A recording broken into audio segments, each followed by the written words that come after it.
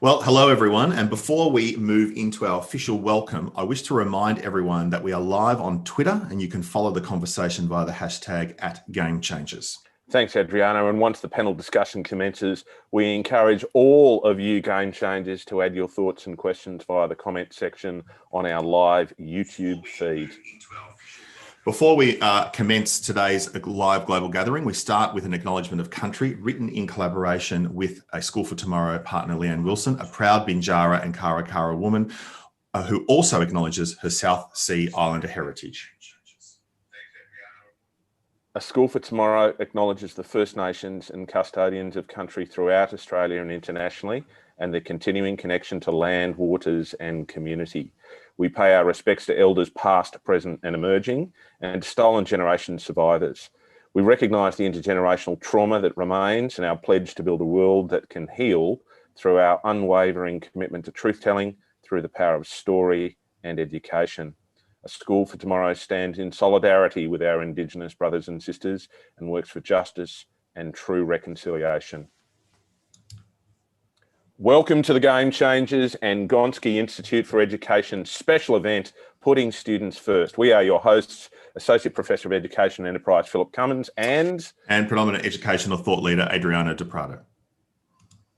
Joining us today for this global gathering are four dynamic educators that we have the privilege of interviewing on behalf of the Game Changers podcast series. What a tasty treat for you today, listeners. What an amazing lineup of talent, of thought and of commitment to education in Australia and globally. First up, we wish to welcome on the panel Associate Professor, Educational Assessment, Evaluation and Research Methods at my alma mater, the University of Sydney, and the author of Understanding Emotional Development in 2016, Rachel Wilson. Next up, we wish to welcome the former Minister of Education for the great state of New South Wales, former Director of the Gonski Institute for Education, and the current Director of Education at Corey, Professor the Honourable Adrian, or more correctly, Adriano Piccoli. And finally, all the way from a hiking expedition in Canada, where he registered, wait for this, 38,000 steps on his count yesterday. 38,000, that's too big. The Director of Shanine, that's Change, Engagement and Innovation in Education at the University of Ottawa and Research Professor in the Lynch School of Education at Boston College, the leading academic and a man I've been citing for nearly 20 years now, Andy Hargraves. All three of our panellists today, with Professor Pak Thi Ng from the National Institute of Education in Singapore and Professor Pasi Sahlberg from the Gonski Institute, are the authors of the latest Gonski Institute report, Putting Students First, moving on from NAPLAN to a new educational assessment system. Thank you to each of you for joining Adriano and I. Let's go. Let's get into this special event, Putting Students First, with our first provocation. Why does Australia need a better national assessment system? Let's go, Amico. Well, thank you very much, Phil, and thank you for introducing our wonderful panel that we have for today's live event. In May this year, the Gonski Institute for Education published their report into national assessment in Australia. Introduced in 2008, the National Assessment Program, Literacy and Numeracy, or commonly known as the NAPLAN, is a series of tests focused on basic skills that are administered annually to Australian students. The tests are also designed to be carried out on the same days across Australia in any given year. Parents can decide whether their children take the test or not.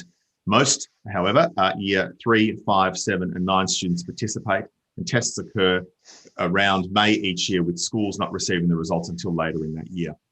There has been a great deal of contention in the educational community as to whether the tests are appropriate and bring value in lifting literacy and numeracy standards, and whether teachers are teaching as they normally would, or are they teaching to the test, and what the results of the test are being actually used for. The data obtained from the NAPLAN tests are collated and used to show all schools' average performance against other schools in the country on the government's My School website. The Putting Students First report takes a different and much broader approach to reviewing NAPLAN. Rather than judge whether NAPLAN is achieving its originally stated goals as identified by the 2020 McGraw Review, the authors consider what a new Australian national assessment system should look like. These reflect a more contemporary perspective on a more modern education assessment policy and system, and what systems can achieve. These objectives and challenges are the following. Number one, aligning educational standards and student assessment. 2, finding a balance between summative and formative assessment. 3, balancing external assessments and teacher-based assessments in the assessment of learning. 4, developing fair assessments to all student groups. 5, designing large-scale assessments that are instructionally useful. 6, ensuring fairness in assessment and marking across schools. 7, securing informative reporting of student assessment results. Number 8, maximising the potential for student learning through the assessment process. And finally, number 9, ensuring the assessment is informed, valued and optimal utility to the teaching profession. The Gonski Institute paper The Gonski Institute paper proposes a new vision for Australian national assessment system, from census-based to sample-based student assessment, from measuring to learning, and from accountability to trust-based responsibility. Thanks, Emma for framing the provocation for today's global gathering. The first question we have today is for Rachel. Everyone in education understands the value of literacy and numeracy data, and it clearly has some place in supporting student growth, not just as a definition of achievement. Nonetheless, quantification measures like the NAPLAN and even the ATAR in Australia have assumed an importance beyond their original intention and well beyond their ability to truly judge and paint the whole picture of each individual student in our schools. Now, Daniel Koretz, one of America's foremost experts on educational testing, argues in his book, The Testing Charade, that the whole idea of test-based accountability has failed and that it's increasingly become an end harming students' mental health and corrupting the very ideals of teaching. Now, Daniel, of course, is talking in a different jurisdiction, which has all sorts of different pressures, but also there's a common core of concern around that in Australia. The pressure to raise NAPLAN and ATAR scores dominates much of the activity of education today in schools, and often standardised tests shape what is taught and influence what we value as assessment. In so many schools, we seem to think learning happens when it does look like real life. One short question. Rachel, why do we need a national assessment system? Well, we need it for some of those reasons you've just described. I mean, we need to monitor a system. We need to use assessment to drive learning. And I think on that front, NAPLAN hasn't reached the potential. In fact, it's fallen completely flat.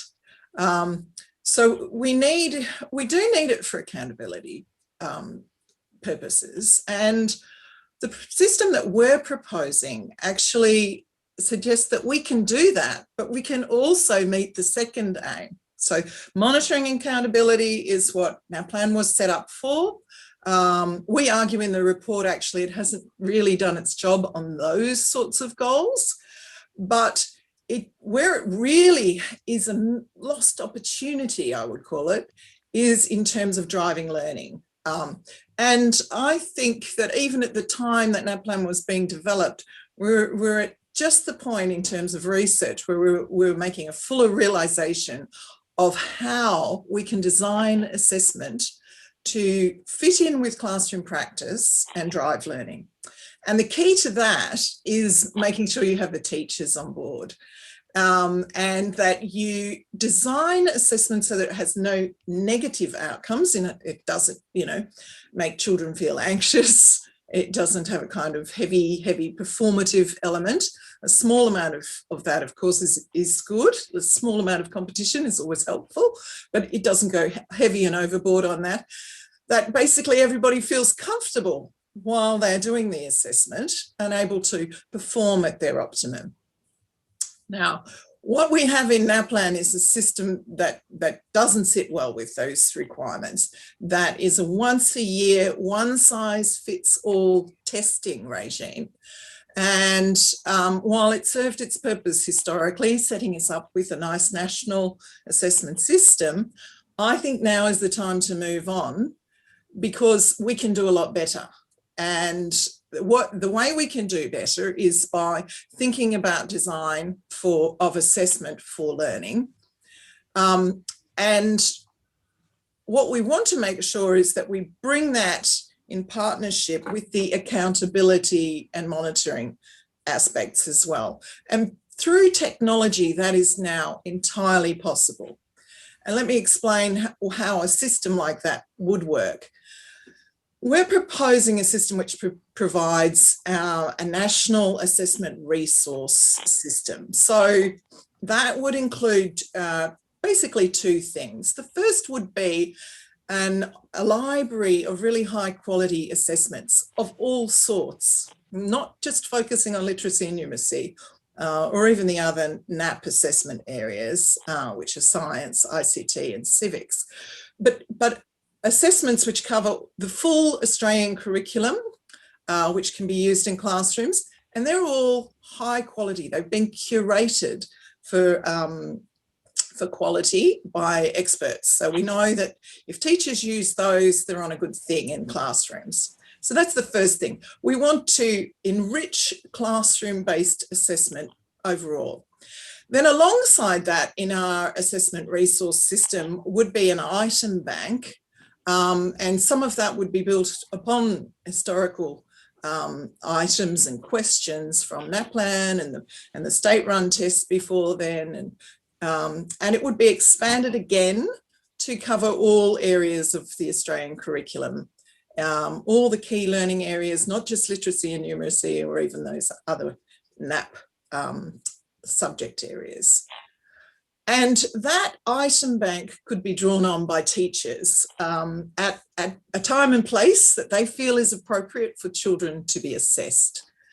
Now, both the item bank and the national and the assessment library, I call it, can, of course, be pegged not only to map onto the Australian curriculum, but to a set of national standards for learning in the way that we have those standards now in the NAPLAN program.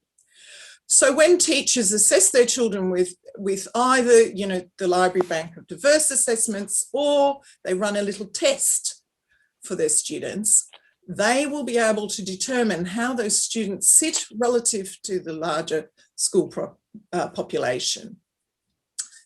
And that system has so many benefits that we are not able to access at the moment in NAPLAN. This means, first of all, that teachers have control and can do the assessment at times they see appropriate for the students. And that means also that the assessment results and findings can be fed back to the students immediately. NAPLAN has a long delay, but teachers will be able to talk to their students as soon as they've finished their assessment. The other thing it does is enables the teacher to deeply embed the assessment within the classroom practice, so that they're able to assess, a particular unit within the curriculum just when it's finished. And they don't have to have a large assessment. They can just do a small bit, and it can be timely. They might then, if they come to an extension on that unit in another year or time, they can assess again to see whether that learning's been retained from last time that they can now build upon. This sort of flexibility means that we can drive learning in classrooms much more effectively. So that's how we can improve on NAPLAN in terms of the assessment. How can we also hang on to the monitoring and accountability aspect? Well, first of all, the parents will still get the reporting against standards from that assessment resource system. That's important. But I think what we can do for broader system monitoring is shift from what the full census or population testing we have in NAPLAN through to a sample testing approach. And this, in fact, is what most OECD countries have done in recent years. I'll leave Andy to tell you a bit more about that. But really, we feel it's not necessary, given that we would have this other sort of classroom-based assessment against standards. It's not necessary to put children through that kind of exam-based, high-stakes national assessment the way that NAPLAN does at the moment. we found, looking at the research, that there are quite a lot of detrimental outcomes associated with NAPLAN. There are a lot of kids who are basically just missing out on it. Children with special needs, you know, the test is not well adapted for them or whatever, but a classroom-based assessment can do that. And essentially we can remove a lot of the hoopla around the national assessment process at the moment.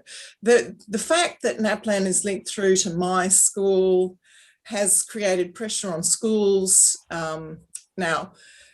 And I think in detrimental ways. I mean, of course, we want schools to perform and to lift learning, but we haven't had an assessment that's designed to do that. And so the pressure exerted by my school has been a frustration for many teachers.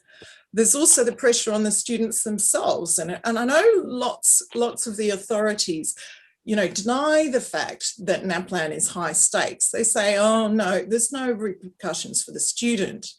But we saw lots of evidence that there are. Yeah, Rachel, you just like that's one of those little double think kind of exercises, isn't it? It's just Emperor's New Clothes. I mean, the reality is you go from school to school to school, and you see it there. Rachel, you're outlining for us there so elegantly and so compellingly the theory and practice of how a new system would work. I want to take you back to one of the observations that you made, and it's germane to what you're just talking about there. And perhaps Adrian and Andy, you might want to chip in around this question too.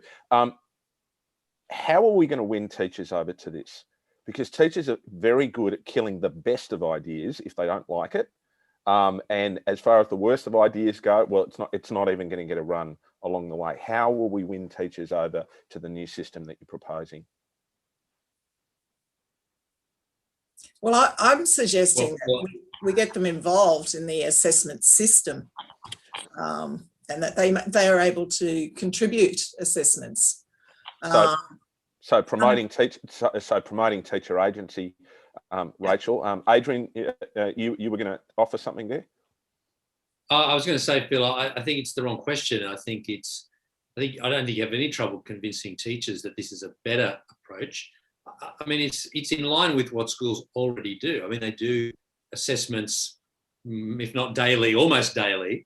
What this would provide them is yet another resource, and in fact, as Rachel said, a national one, so you can have some comparison with how other schools across the country, the types of assessments that they're doing. So there's a calibration there, give teachers greater security and certainty about the standards of the performance of their students. I'm not a teacher, but I know that's one of the difficulties, is to know where your children should be at relative to every other student.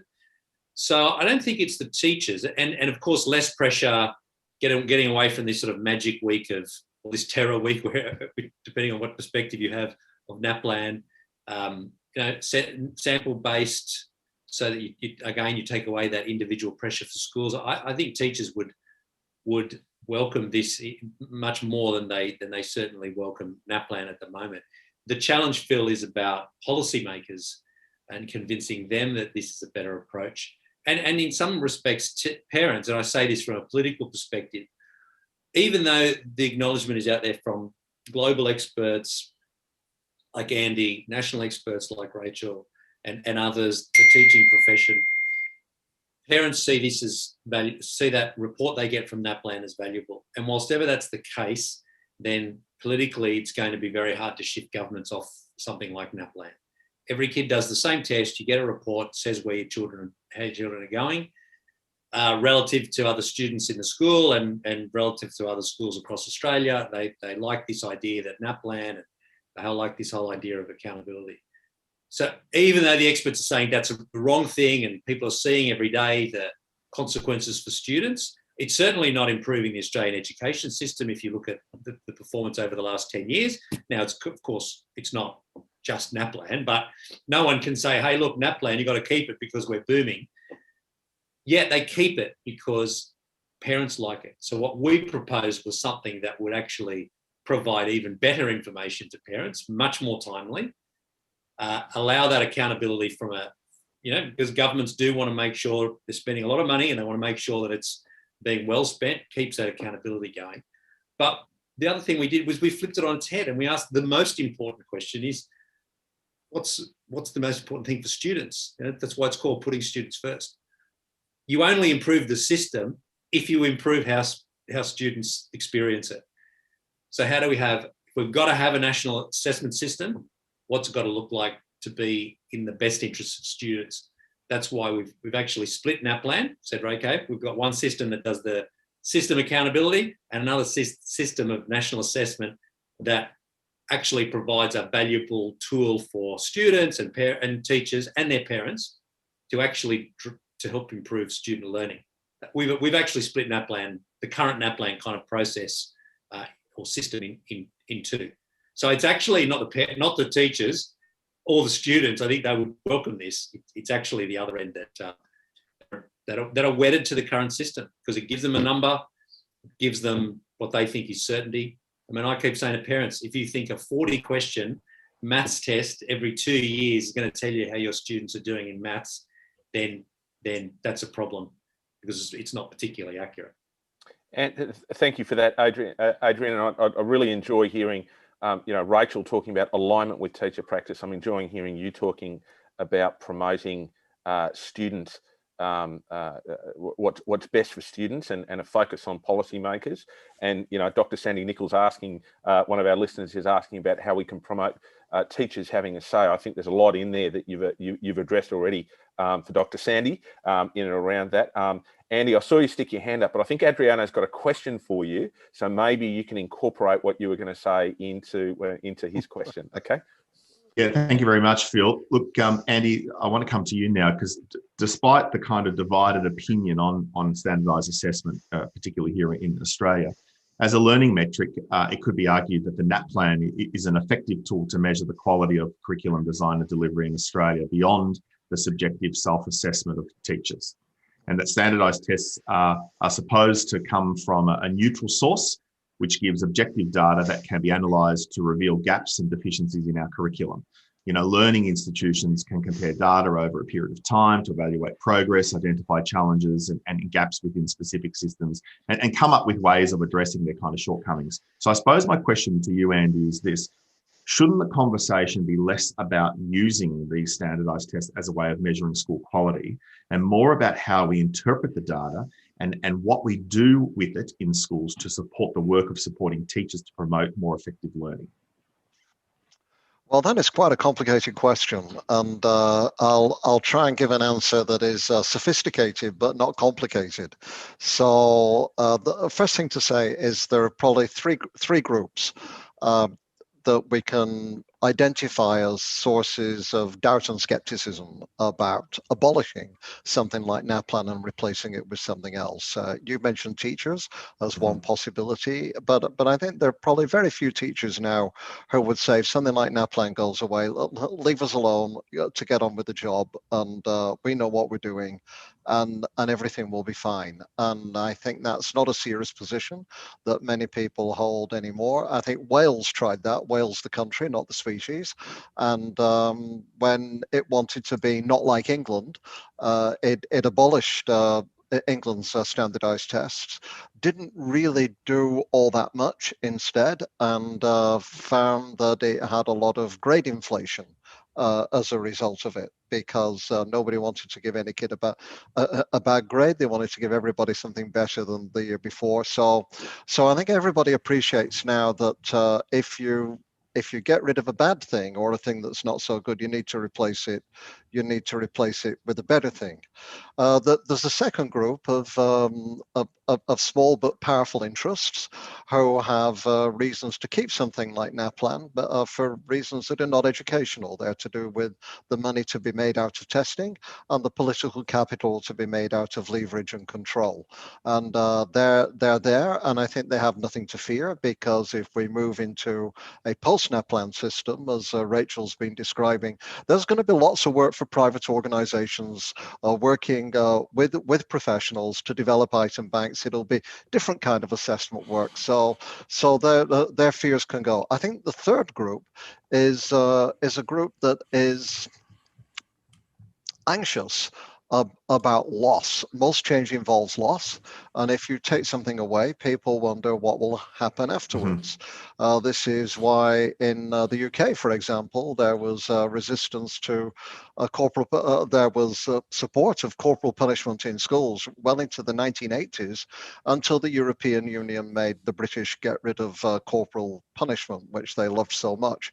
And when they had to, everybody feared that chaos and mayhem would run rife within schools because there'd be no sanctions, there'd be no consequences, there'd be no deterrence. And what it made everybody do was actually think of more humane ways of dealing with punishments and consequences, and actually having a better curriculum and teaching that was more engaging, so people didn't want to engage in misbehavior in the first place. So we have to, and I think this is a pretty large third group who say, well, you know, it's not great, is this NAPLAN? It's not the best. There may be negative consequences, but well, what else is there?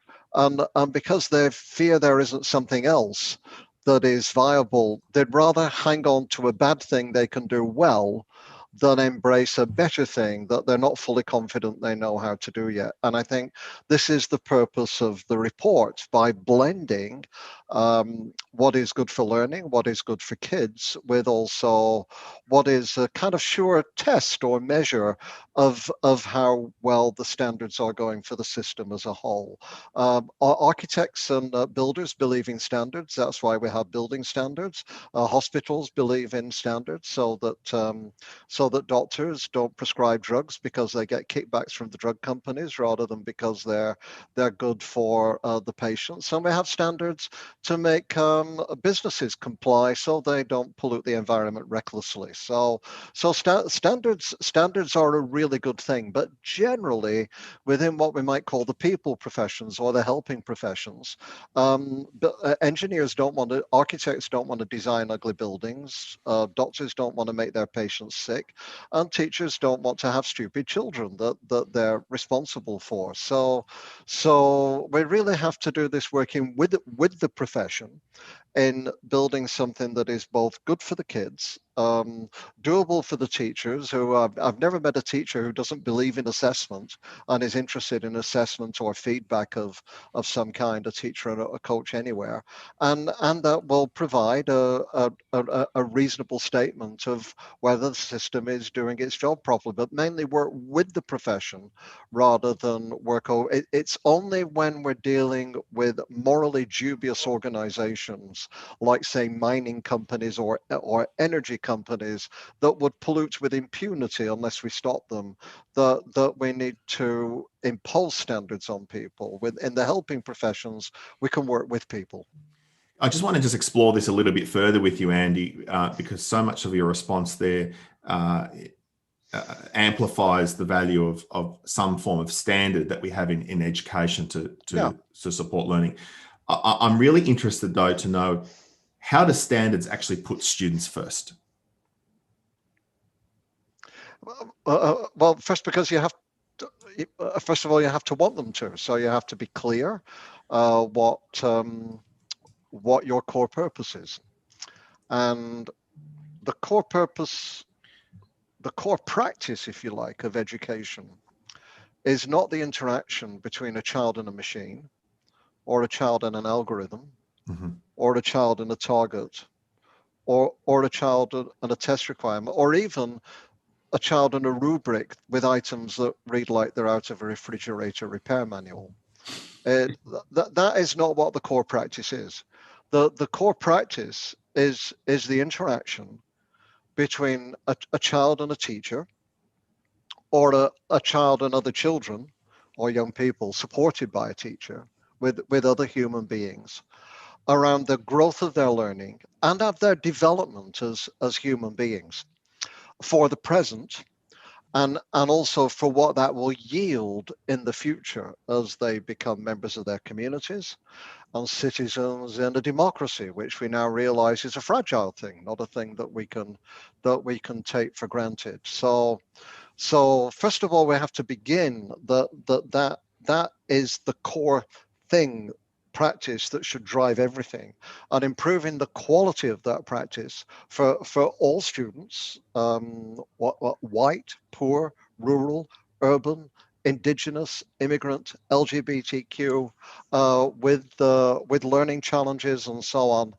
that all students, that practice is the best that it could possibly be. And then all these tools that we use, including tools of assessment and accountability, are there to support, enrich, and advance that core practice. What we see with high stakes testing and mid stakes testing, I can talk a bit in a few minutes about what the different, I think NAPLAN's not low stakes, it's mid stakes.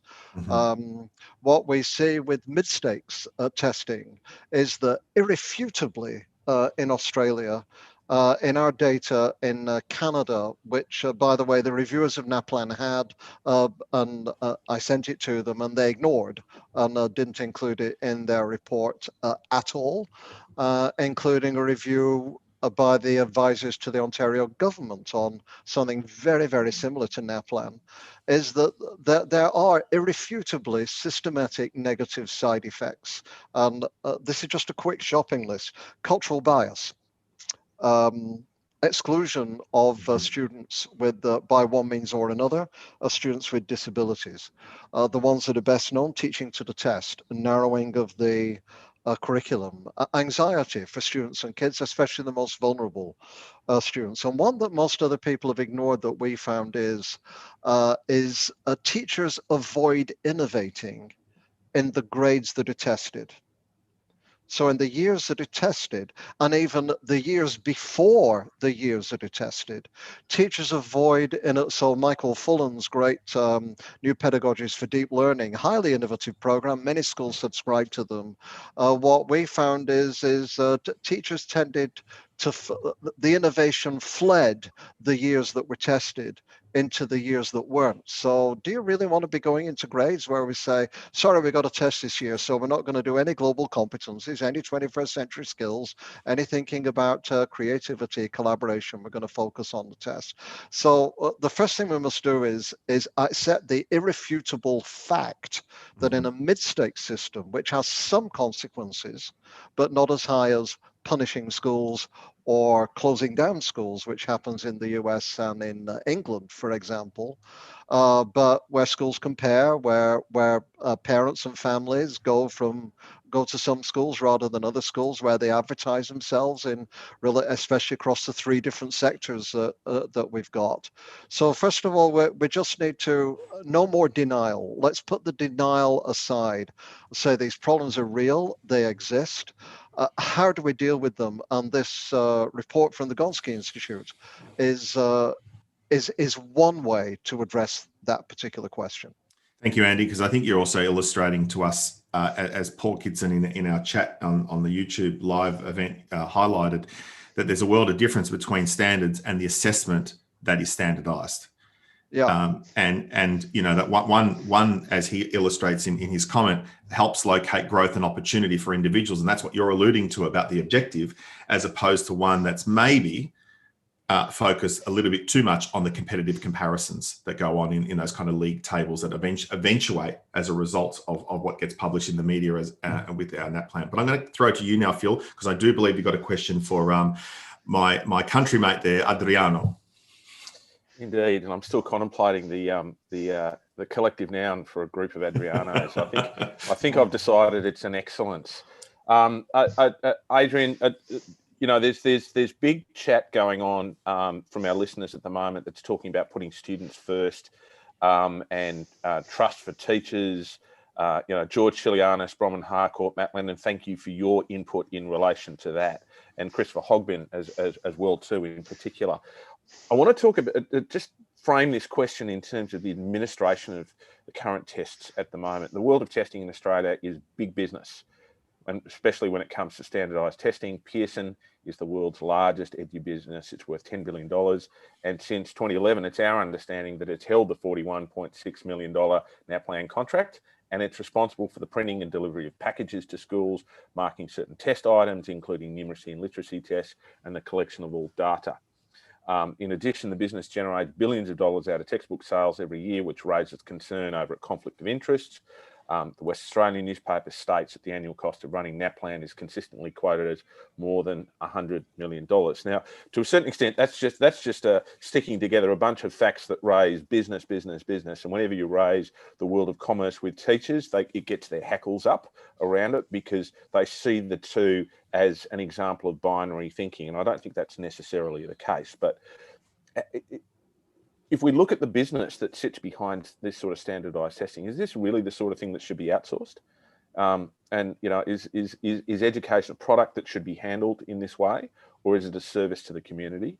And if we do testing in that sort of manner, how do we know it's still going to be about the learning and not about the business and not about the league tables and the unfair competitive advantage and so on?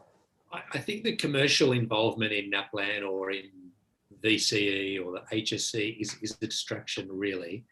I mean, they're outsourcing a lot of the operations of it. So the tests written by ACARA, I mean, they're a national education agency who prints the paper. Well, it's not not paper-based anymore, but who prints textbooks or resources or whatever, private sector. Yes, they're always going to, and they've done it for a long time, not just for NAPLAN. I think that's a distraction, really. The issues for government around what does national assessment look like, what does NAPLAN look like, what should it look like, really are policy questions. And I never saw it in my 6 years in any way influenced by the private sector players who are involved there. And not to say they don't speak to ministers or departments or ACARA. I'm sure they do. They never spoke to me, but I'm sure they do. But really, what we're trying to do here is collectively try and shape the education system to be to improve, for the whole ecosystem to be a better ecosystem for students. And I think the decisions around this are really around policy and politics. As I said earlier, the politics around this is parents like to see the NAPLAN results in that report. Governments want accountability because media and the public hold governments accountable for spending and performance. And, there's all this anxiety in Australia that we're going backwards in the various international tests, even though NAPLAN results over the decade have in some cases been better, in some cases not much improvement. But it's not particularly consistent with what PISA is saying, which is a steady decline. I mean, they're just in different things as well. There is just that national anxiety around the performance of Australian education in PISA and these other tests, and that drives a lot of the decision making. And the easiest thing, as Andy said, is don't do any. You're kind of paralysed like the deer in the headlights. NAPLAN is not something that came down from the mountain. Here it is. It was something that was devised a decade ago after the Prime Minister went to New York to see people who have now been mostly discredited in terms of education policy. But it's there. And once you introduce something in Australian education, it's very hard to change it. Parents get wedded to it. Governments get wedded to it. The media gets wedded to it. There are lots of problems. We in New South Wales a few years ago introduced a requirement in Year 9 NAPLAN. Everybody said, you've got to get NAPLAN results improved.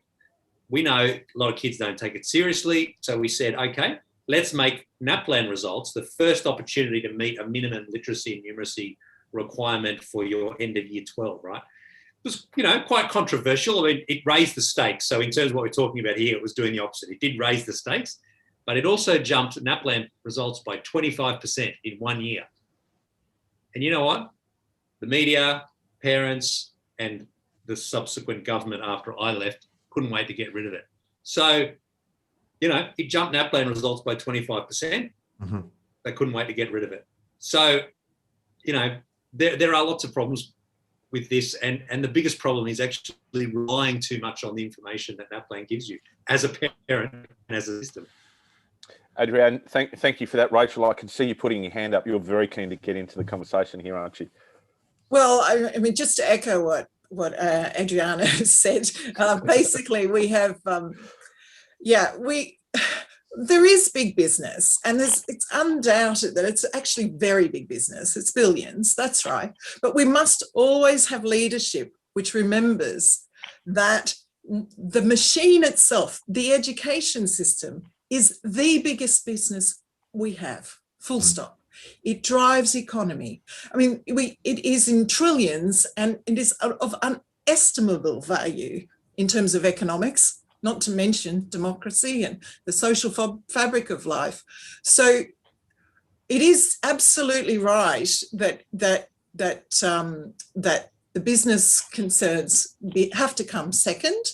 You know, they just have to be operational to clear purpose. And if we refocus that purpose on students first, teachers second, and the teaching and learning process between them, you know, we actually have so much potential to grow those numbers, to grow the dollars for our country, as well as strengthen us, you know, in terms of social fabric.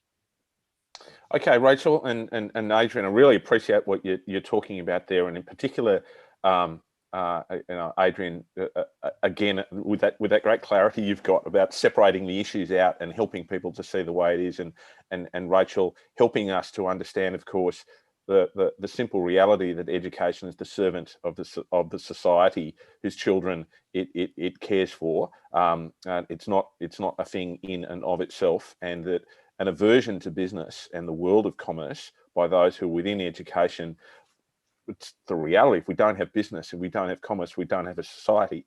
So we need to be less binary in our thinking around that. We have some questions coming through, in particular.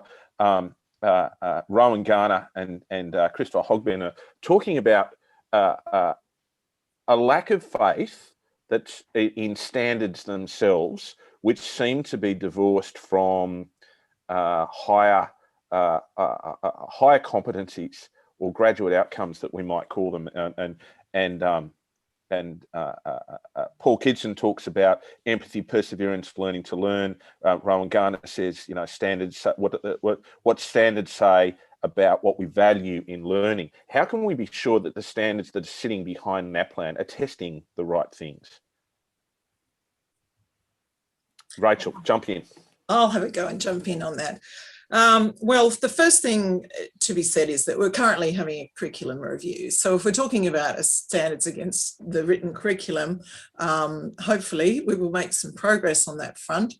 And the second thing to say is that at the moment there's a lot of attention within educational assessment circles on non-academic skills, and there is you know, some momentum to make sure that we're looking at these things now, and I think that's very, very important. In the model that we propose, we have within the assessment resource system those two elements. So one, the testing one, which you know is just directly aligned to curriculum, and two, the assessment tools and assessment tasks that are very diverse. And I think the diversity is very important. And that is why we have put those two there to balance, to create a balance, to make sure that, you know, teachers still have autonomy over the selection of their classroom assessments, and that comes from you know, a very diverse resource, which enables them to ensure that they're assessing the things they want to, that they are assessing, you know, competence, coping skills, creative thinking, all the 4 C's of the 21st century, all that sort of thing. And of course, we live in hope that they will be more integrated into a new and revised national curriculum, and that some of the testing items, and even now we have sophisticated testing items that are capable of assessing those things that we value, which are often, you know, well beyond the obvious curriculum content. Thank you very much, Rachel. I'm going to actually throw to a question for the entire panel, and I'll get you all to comment. And this relates to the question of equity, which is a big component of it, and is a strong thread throughout your document about reaching more young Australians and empowering them going forward in terms of their learning. There is a growing sense, of course, that we understand that standardised examinations, especially those in secondary education, kind of don't examine the right things. And Andy, you touched upon this a bit earlier, you know, the wider capabilities and dispositions wanted by employers, such as creativity and the collaborative ability of problem solve, are largely kind of absent in the current structure of our assessments. Important aspects of the development of character and resourcefulness and resilience and social and emotional competencies are kind of also missing in our current focus of the tests. Important aspects of practical and applied learning are almost entirely overlooked in our current assessment regime. And even when they are kind of attended to, one of the criticisms of the current national assessment system is the delay between the NAPLAN testing and the result and the release of those tests results, taking far too long to be useful in any kind of given year.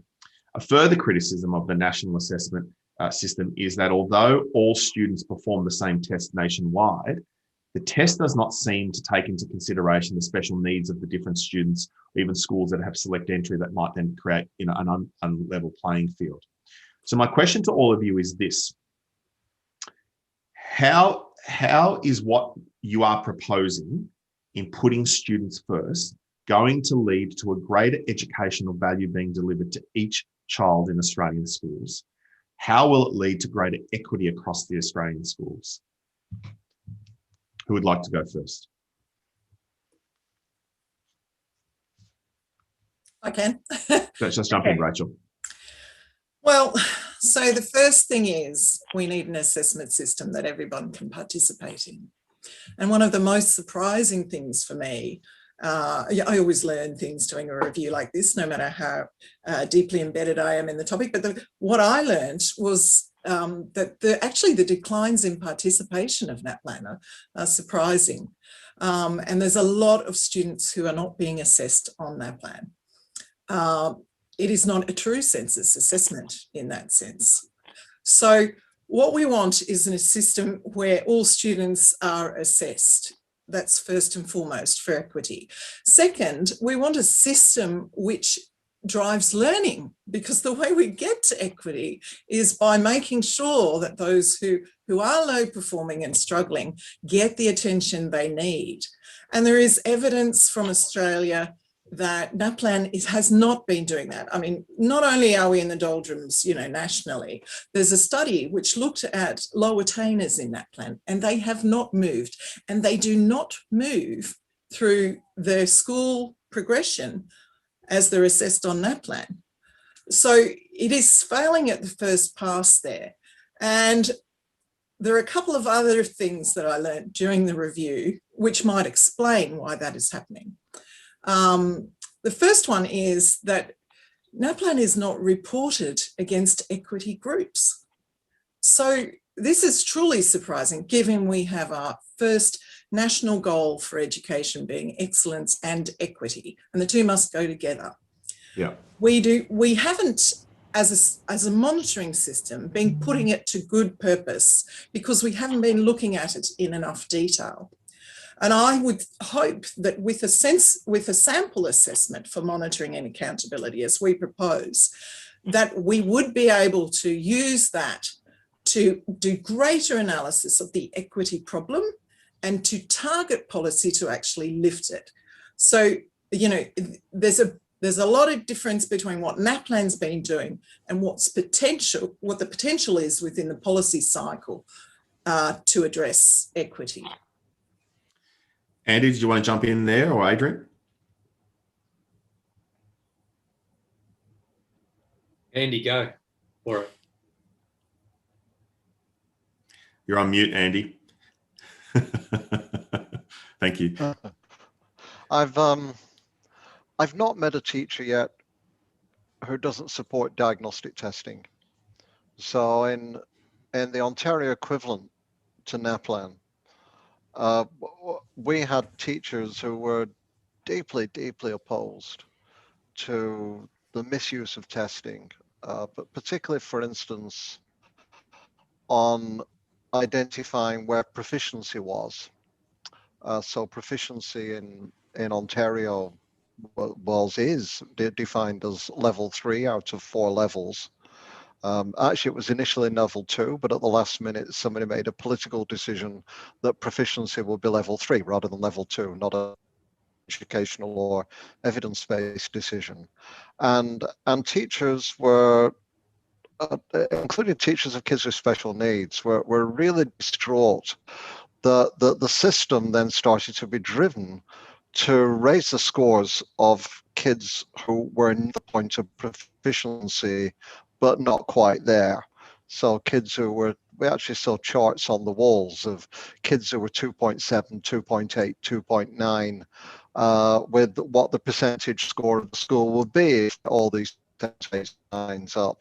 And but we had teachers reporting when they said to people from the ministry who came into the schools, well, what about the kids who are level 2, you know, are still like struggling to get functional literacy? It's really important for them to get to that level. And on some occasions, they were told, forget about it. You need to concentrate on the 2.7 and 8s and 9s.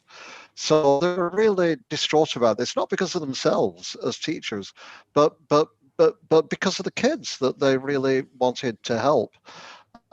What these very same teachers used was a whole range, and I could name them, diagnostic tests, literacy and mathematics, to identify where the child and some weaknesses are, to read.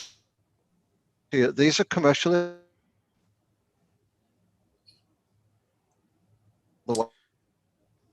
and their validity and reliability check. And so the kids with the greatest need figure out where to help and support them. Andy, we seem to be having a bit of a connection delay at the moment with you. Okay. I will, can you still hear me now? Yeah, you might want to just repeat that last bit of part of your response. And then Rachel jump in.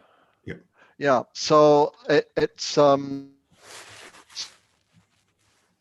well, to support a child, to work around that child, to move them on and to move them up. And that is the second thing about NAPLAN or anything like that. Rachel, why don't you augment what's going on here? That's right. I thought in the event that Andy disappeared there, that I could conclude with his earlier point, which is I'll be back in 1 minute. It relates to the core purpose, and that core purpose is the relationship between the student and the teacher. And if we have assessment which focuses on that, then we can grow achievement for all students and therefore address the equity problem. Okay. So my final question to both of you at the moment, because I know Andy's just jumped out of the room for a brief moment, is really around the big challenge I feel for all of us, and that is, how do we ultimately shift the guiding narrative towards a new social contract for education in this country?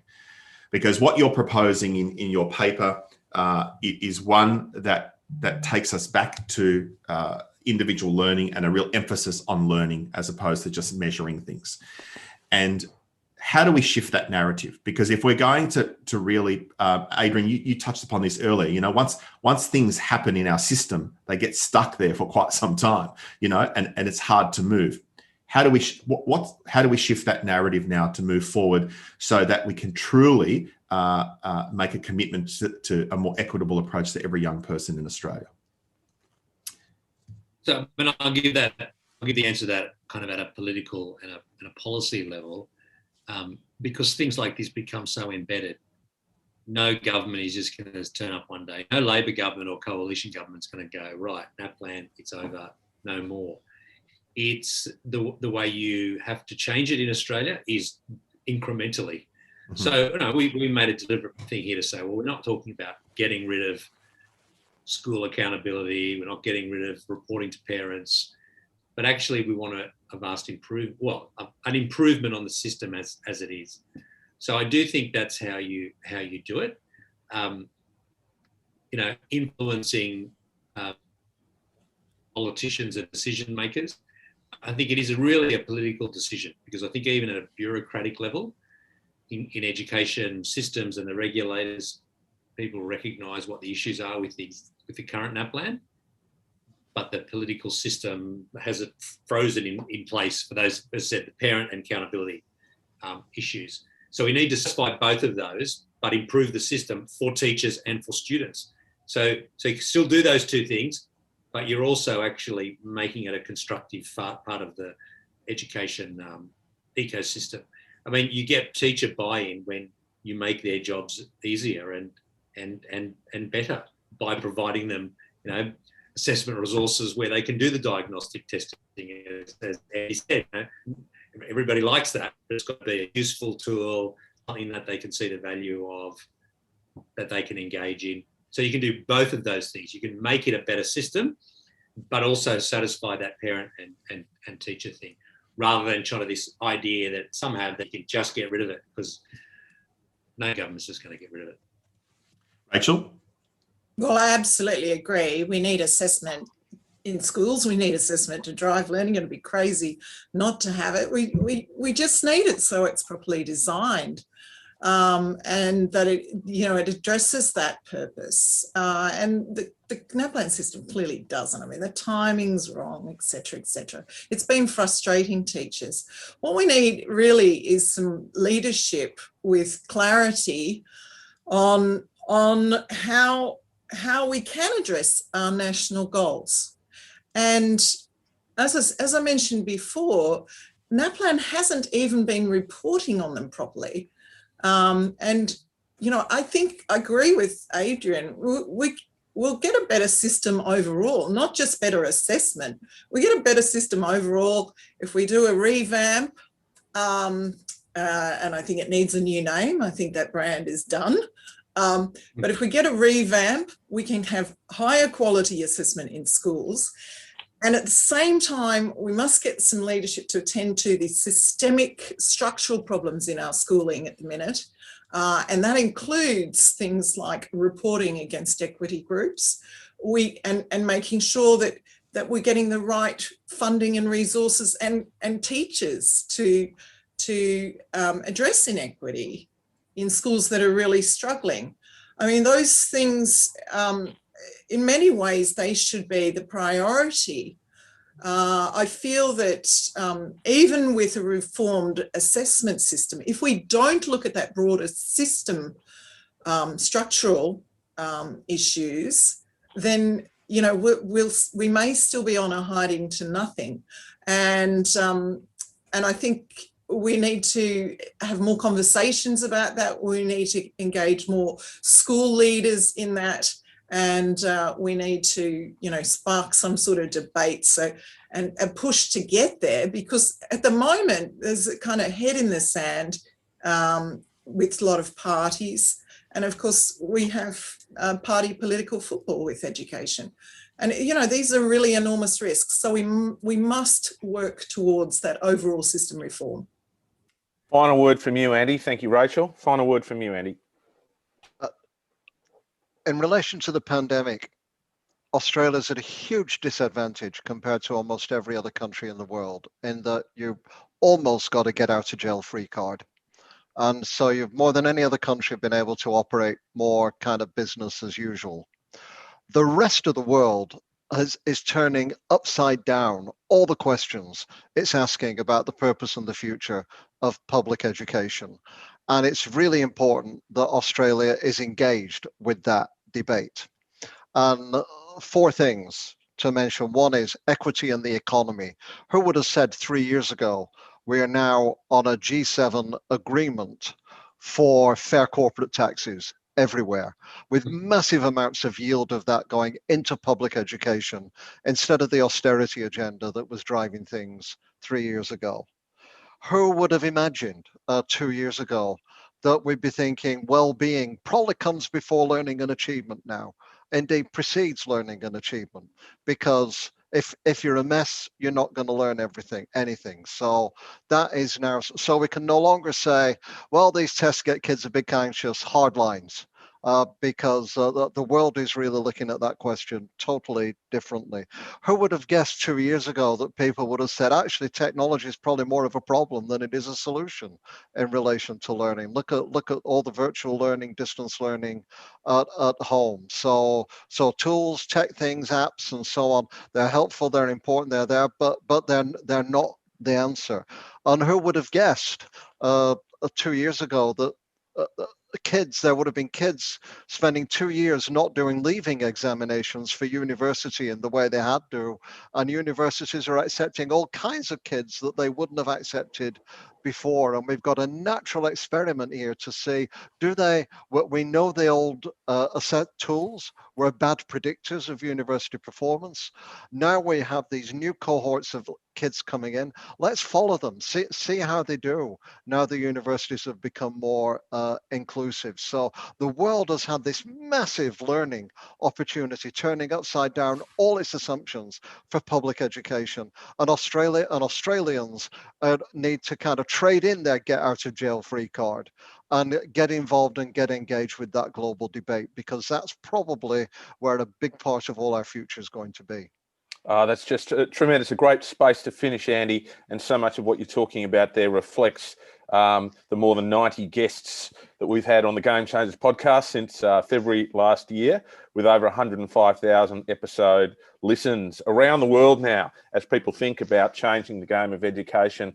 Our recent Game Changers special series guest, Santiago Rincon Gallardo, talks about custody, control, and sorting as the dominant narratives of education up to our time. So much of what our guests have talked about today in relation to their suggestion about putting students first, a new national assessment regime in Australia, moves the game forward in terms of Australia to one which puts students first, which puts their learning first. We want to thank our panel, Rachel, Adrian and Andy, and to you, our loyal and curious Game Changers audience. Of course, thank you very much again. All registered guests are going to get an email with a link to the recording of this special event with the Gonski Institute for Education. And if you want to learn more about our programs and services at A School for Tomorrow, check out www.aschoolfortomorrow.com.